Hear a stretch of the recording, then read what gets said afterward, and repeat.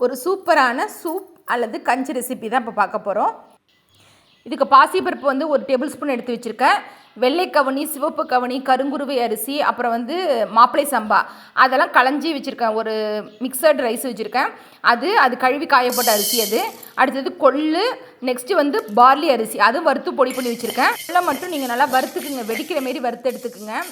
அப்போ தான் நல்லா வாசனையாக இருக்கும். கொள்ளு வந்து படப்படப்படன்னு வெடிக்கும். அந்தமாரி வெடிக்கிற மாரி வறுத்து எடுத்துக்குங்க. அதே போல் பாசிப்பருப்பு வந்து வாசனை வர மாரி லேசாக வறுத்து எடுத்துக்குங்க, கலர் லைட்டாக சேஞ்ச் ஆகிற மாரி. நெக்ஸ்ட்டு ஒரு 1/2 டீஸ்பூன் நான் ஜீரகம் வந்து வறுத்து எடுத்துக்கிட்டேன், அது இதில் காட்டலை. அதே போல் மிளகும் வந்து ஒரு 10 மிளகு மட்டும் வறுத்து எடுத்துருக்கேன் நான், அதையும் வறுத்து எடுத்துக்குங்க. இப்போ வந்து பார்லி அரிசி அதோடு சேர்த்துக்கிறேன். பார்லி அரிசி ஏற்கனவே வறுத்து உடச்சி வச்சுருக்கேன், அதை அப்படியே சும்மா அதோடு மிக்ஸ் பண்ணிக்கிறேன். அதே போல் இந்த 4 வகையான அரிசிகளையும் களைஞ்சி காய போட்டு வச்சுருக்கேன், அதை நான் வறுக்கலை. பாசிப்பருப்பையும் கொள்ளையும் வறுத்துருக்கேன். மிளகு ஜீரகத்தை வறுத்து அப்படியே போட்டிருக்கேன்.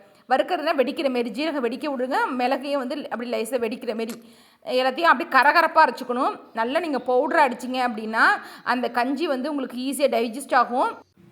குழன்னு இருக்கும் உங்களுக்கு கஞ்சி குடிக்கிறதுக்கு. அதே போல் வந்து பசி உங்களுக்கு தாங்காது. இப்படி நீங்கள் கரகரன்னு உடச்சி அதை வந்து கஞ்சியாக போட்டு குடிச்சிங்க அப்படின்னா சூப்பராக இருக்கும்.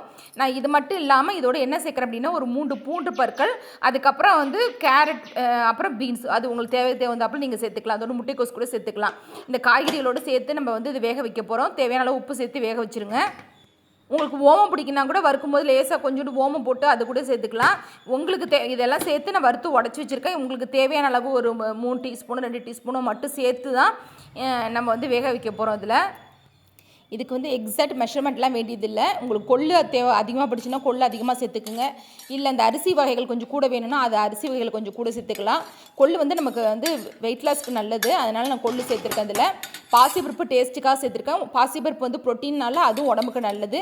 நெக்ஸ்ட்டு வந்து இதோட நம்ம வந்து தயிரோ அல்லது காய்ச்சின பாலோ இல்லை தேங்காய் பாலோ விட்டு நீங்கள் மிக்ஸ் பண்ணி குடிக்கலாம். தயிர் வந்து சூடாக இருக்கும்போது கலந்தீங்கன்னா திரிஞ்சாப்பில் இருக்கும். கொஞ்சம் ஆறுனதுக்கப்புறம் தயிர் நல்லா அடிச்சுட்டு அதோட கலந்து குடிக்கலாம். ரொம்ப ரொம்ப டேஸ்டியாக இருக்கும். ரொம்ப சத்தான கஞ்சி இது. நல்ல ஃபில்லிங்காக இருக்கும் உங்களுக்கு வயிற்றுக்கு, நல்ல பசியும் தாங்கும். அதோட நான் வெள்ளரிக்காய் சேர்த்து சாப்பிட்டுட்டே கஞ்சி குடித்தேன். ரொம்ப ரொம்ப டேஸ்டியாக இருந்துச்சு இந்த கஞ்சி. கண்டிப்பாக ட்ரை பண்ணுங்கள்.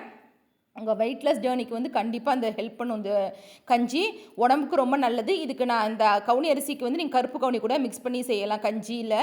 மிளகு ஜீரகம்லாம் சேர்த்தனால இந்த கஞ்சி வாசனையாக அவ்வளோ டேஸ்ட்டாக இருந்துச்சுங்க. ப்ளெயினாகவும் குடிக்கலாம். நீங்கள் வேணும்னா காய்ச்சின பால் அல்லது தயிர் அல்லது தேங்காய் பால் விட்டு சேர்க்கலாம். இது போல் வீடியோக்கள் வேணும் அப்படின்னா கண்டிப்பாக வந்து சப்ஸ்கிரைப் பண்ணிக்கோங்க, லைக் பண்ணுங்கள், ஷேர் பண்ணுங்கள், தொடர்ந்து சப்போர்ட் பண்ணுங்கள். ரொம்ப நன்றி.